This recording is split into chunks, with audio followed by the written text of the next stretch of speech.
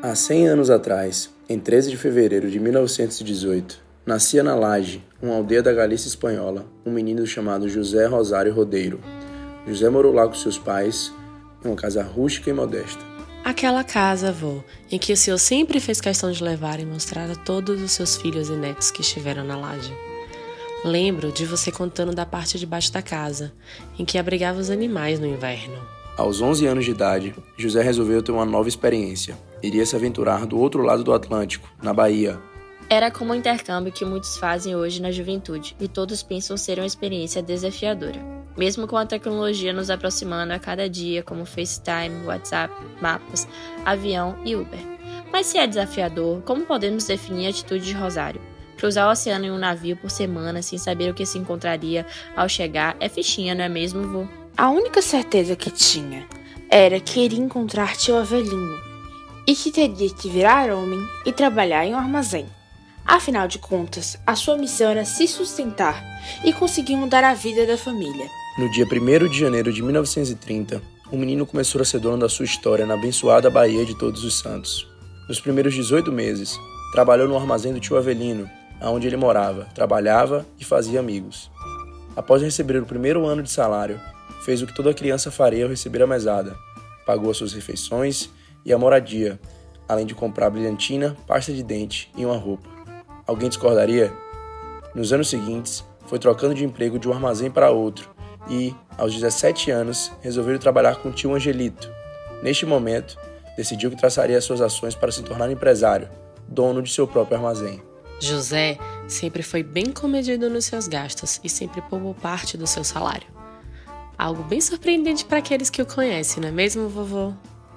José resolveu pegar as suas economias e alugar uma casa, em um ponto movimentado para abrir o seu armazém. Mas o dinheiro acabou e não havia como comprar as mercadorias para revender.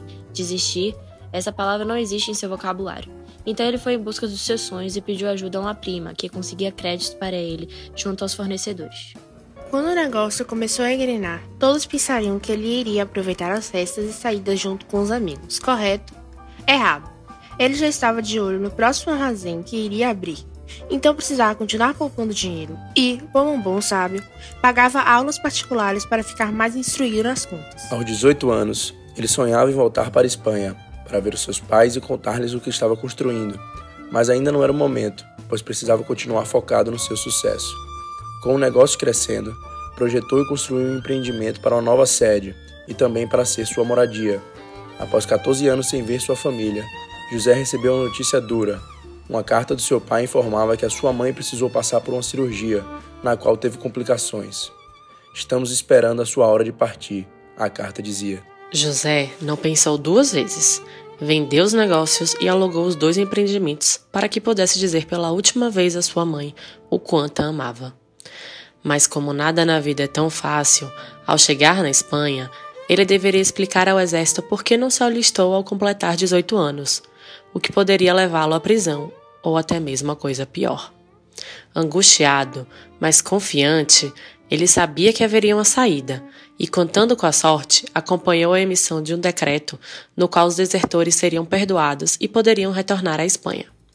Tão logo, embarcou em um navio até o Rio de Janeiro e depois em outro para Lisboa, com o pensamento não apenas de ver a sua mãe, mas de salvá-la.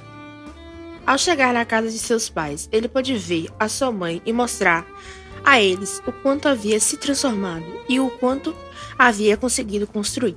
Mas, sem perder de vista seu objetivo, foi procurar o médico atrás de respostas.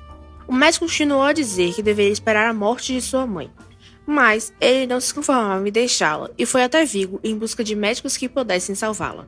Como muitos sabem, José é bastante curioso e amante da leitura. Logo, rapidamente, ele encontrou um artigo que falava de uma tal de penicilina, que começava a ser usada na medicina em raríssimos casos.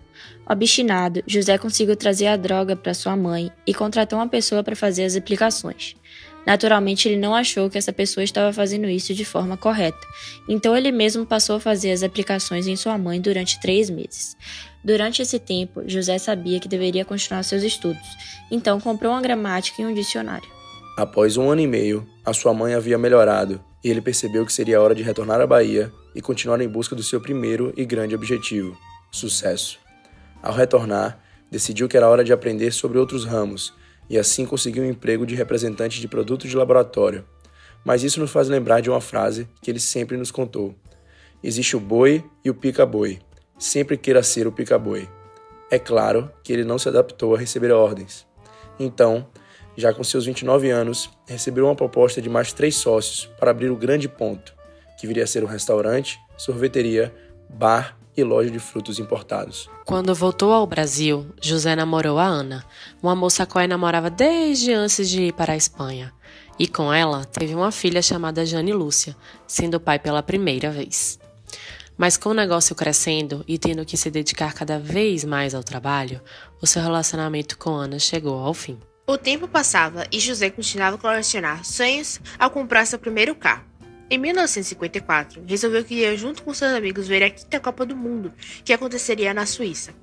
Ele então procurou uma agência de viagens para que organizasse tudo, e foi nessa ocasião em que ele conheceu e se apaixonou por sua amada avó, Olga Fernanda. Apesar de ter crescido no Brasil, as suas referências e costumes de família eram espanholas, e isso o encorajou na busca por uma esposa que entendesse seus costumes. Logo em que retornou à Espanha, após a Copa do Mundo, sua longa e dura corrida por Tite começou. Como um bom galanteador, conquistou a sua jovem bela amada, mesmo após a família de Fernanda ter sido contra o relacionamento. Para nossa sorte, nossos avós não desistiram um do outro, e em 23 de julho de 1955 se casaram, começando ali uma nova família. Em novembro de 1955, José e sua fiel companheira foram para o Brasil em busca do sucesso. Em 20 de setembro de 1956, a família cresceu com o nascimento da primeira filha, Maria Fernanda. Em seguida, vieram também Juan e Miguel. Nesse momento, José entendeu que deveria vender o Grande Ponto e mudar de ramo, ingressando assim na construção civil. Com o dinheiro da venda, comprou um terreno e fez um empreendimento com lojas para alugar no térreo e apartamentos na parte superior. Após 7 anos no Brasil, Fernanda desejava voltar à Espanha para ver os seus familiares. Então, eles foram passar 2 anos lá com seus 3 filhos, retornando em 1964, já durante o regime militar e a intensificação da ditadura. Em 65, recebeu uma carta informando a morte de sua mãe. A tristeza o atingiu, mas havia de se orgulhar, pois com a sua determinação conseguiu prolongar 20 anos de vida de sua mãe, feito pelo qual José disse era a mais bela passagem de sua vida. Com as mudanças políticas e econômicas em que o Brasil havia passado, José viu a oportunidade de, enfim, ser considerado um empresário industrial. Começou no ramo de produção de azulejos, mas ainda não estava contente. E então, um dia, viu um anúncio no jornal em busca de sócios para uma indústria de produtos químicos. Assim, surgiu a Indeba, com 7 sócios, mas que no fim só restou o perseverante José. A Indeba foi o seu novo filho, exigindo sacrifícios hérculeos e por muitas vezes a sofrida ausência em casa. Mas ele estava em busca de um sonho, e assim se manteve por longos anos. Entre 1966 até 1977, não retirou dinheiro algum da empresa, apenas imputava suas economias e sonhos. Nesse intermédio, a família continuou a crescer, com o nascimento de Salvador, Paulo Henrique, que infelizmente veio a falecer, Paulo e Magali.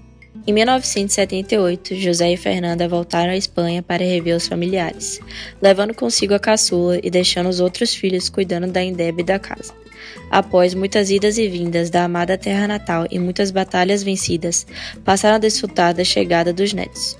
Mariana, André, Alexandre, Rafael, Fábio, Paula, Alex, Andressa, Marcos, Luísa, Luca e Orson. Em 96, José e Fernanda decidiram que estava na hora de deixarem a Indeba na mão de seus filhos e abriram a Capelo Patrimonial para dar a continuidade na carreira de empreendedores. Em 2005, os eternos enamorados, José e Fernanda, celebraram suas bodas de ouro. Então, veio os 90 anos de Senhor Rosário, como é conhecido por tantos, e, com essa data, ele sentiu o peso da idade, mas um peso literal dos números, pois ele se sentia como se tivesse 20 anos a menos.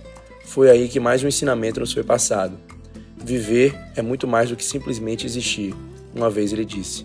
A família continuou a crescer, com a chegada agora dos bisnetos, Eduardo e Alice.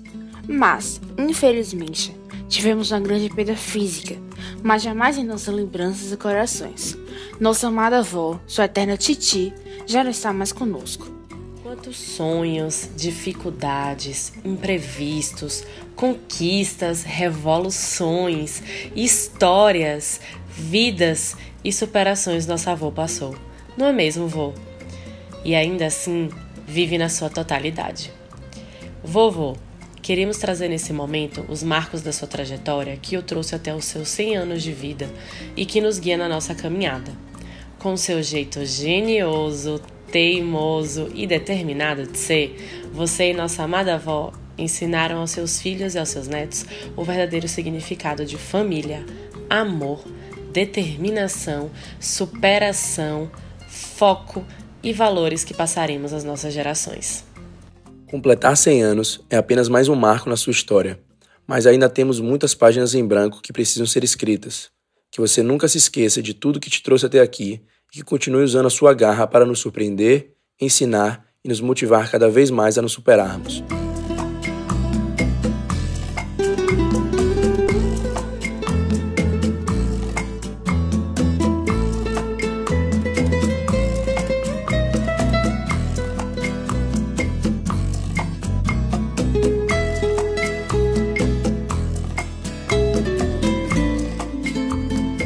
Obrigado, vovó. Te amamos muito. Nós todos aqui somos filhos de irmãos, outros irmãos, e, enfim, todos os parentes aqui. Isto é uma família vitoriosa. É uma família que na Bahia acho que não tem outra igual. Então vamos brindar a essa família que a gente gosta tanto. Felicidades.